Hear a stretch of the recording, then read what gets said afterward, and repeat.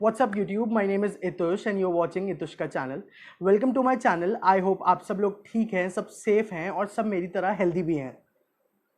तो आज हम लोग बात करेंगे एक टॉपिक के बारे में, या फिर कह सकते हैं कि एक फैसले के बारे में जो कि रिसेंटली हमारी अपनी प्यारी इंडियन गवर्नमेंट ने लिया है।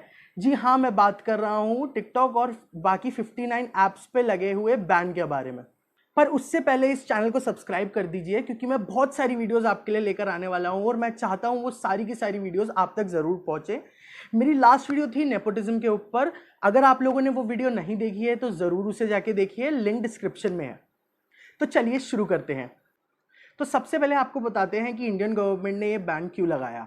29 जून को 59 ऐप्स के ऊपर ये बैन लगा, क्योंकि मिनिस्ट्री ऑफ इंफॉर्मेशन टेक्नोलॉजी के पास एक रिपोर्ट आई जिसमें उन्हें पता चला कि कुछ चाइनीज़ ऐप्स हमारे डेटा का बहुत गलत इस्तेमाल कर रहे हैं और उन्हें मिसयूज़ कर रहे हैं, हमारी सारी इंफॉर्मेशन, हमारे सारे डेटा को चोरी कर रहे हैं। ये बात इंडिया की इंटीग्रिटी के बारे में थी, तो इसलिए गवर्नमेंट ने हाथों हाथ ये फैसला किया और इन सारे ऐप्स को बैन कर दिया। तो ये तो हम समझ गए कि ये बैन क्यों लगा और इसके पीछे क्या वजह थी।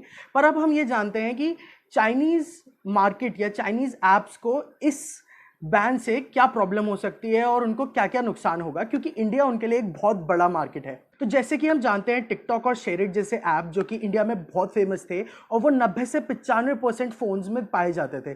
टिकटॉक ने 2019 में अराउंड 550 करोड़ घंटे का वॉच टाइम क्लॉक किया था, जो कि 2018 के मुकाबले करीब 5 गुना ज़्यादा था, क्योंकि 2018 में अराउंड सिर्फ 90 करोड़ घंटों का ही वॉच टाइम क्लॉक हुआ था। वैसे तो फेसबुक इससे बहुत आगे है। 2019 में इंडिया में 2,500 करोड़ घंटे का वॉच टाइम फेसबुक ने क्लॉक कर रखा है, पर टिकटॉक काफ़ी तेज़ी से आगे बढ़ रहा था और बहुत ही जल्द शायद वो फेसबुक को भी पीछे छोड़ देता। 2019 में टिकटॉक के इंडिया में करीब 32 करोड़ डाउनलोड्स थे, जो कि फेसबुक से दुगने थे, क्योंकि फेसबुक के पास सिर्फ 15 करोड़ डाउनलोड्स थे। टिकटॉक के साथ साथ बहुत सारे पॉपुलर ऐप्स भी बैन हो गए, जिसमें से शेयरिट भी था, कैम स्कैनर भी था, यूसी ब्राउज़र भी था, जिनको बहुत सारा नुकसान होगा और पता नहीं अब वो कैसे झेलेंगे।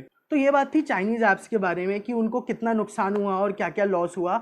लेकिन हम चाइनीज़ ऐप्स के बारे में क्यों सोचें, हम इंडिया की बात करते हैं। तो इंडिया एज अ कंट्री को क्या क्या नुकसान है और क्या क्या फ़ायदे हैं इस बैन के बाद।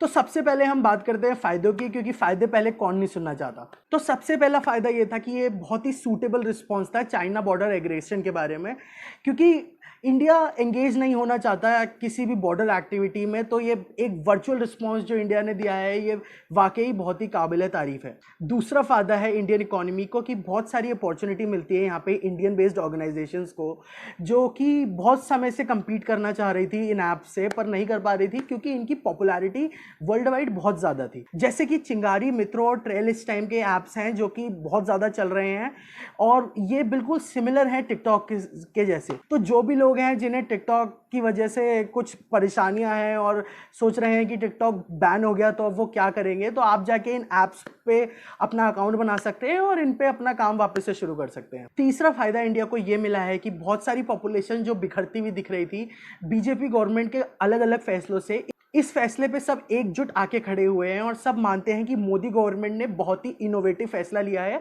और ये फैसला इंडिया को बहुत आगे तक ले जाएगा। अब हम बात करते हैं कुछ नुकसानों के बारे में।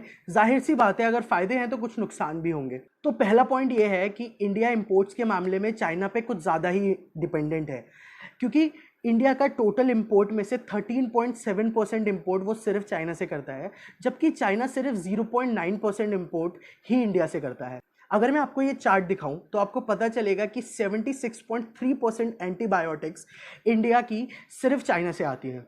तो हाँ, नुकसान तो बहुत है। दूसरा पॉइंट है चाइनीज़ इन्वेस्टमेंट्स, जो कि हमारी इंडियन ऑर्गेनाइजेशंस पे चाइना ने कर रखी हैं, जिसमें इंक्लूडेड है बहुत सारी कंपनीज जैसे स्नैपडील, फ्लिपकार्ट, ओयो, ओला, बायजूस, उड़ान और भी बहुत सारी ऑर्गेनाइजेशंस हैं। जैसा कि हम इस चार्ट में देख सकते हैं कि स्नैपडील को $700 मिलियन की फंडिंग चाइनीज़ इन्वेस्टर्स ने कर रखी है।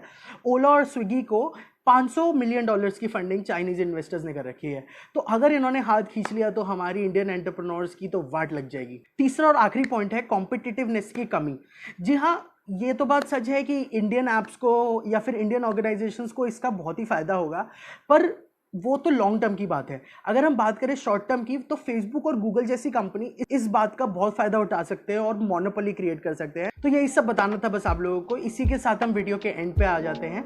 अगर आप लोगों को ये वीडियो पसंद आई हो तो इस वीडियो को लाइक जरूर कीजिएगा, शेयर जरूर कीजिएगा और मेरे चैनल को सब्सक्राइब जरूर कीजिएगा। मैं आप लोगों से मिलता हूँ अगली वीडियो में। बाय।